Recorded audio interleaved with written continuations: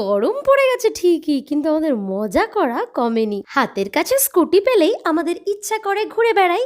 এই তো কদিন আগেই চলে গিয়েছিলাম গড়মান্দারণ। গড়মান্দারণ কোথায় জানো তো?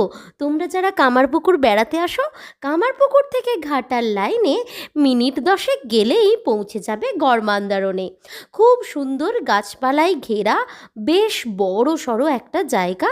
আছে একটা পীরের থান, একটা ছোট্ট বাচ্চাদের পার্ক। আমি বাচ্চা হয়ে গেছি কেমন দেখো। আর অনেক গাছপালা, জলা। আগে এখানে অনেক শালুক ফুলও ছিল, এবার দেখতে পেলাম না।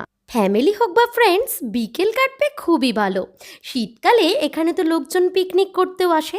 আর এই জলের মাঝে কি যে বানিয়েছে, চাবি দেওয়া ছিল, বুঝতে পারলাম না। এবার এসে হরিণ আর ময়ূরটা দেখতে পেলাম না, কেন কি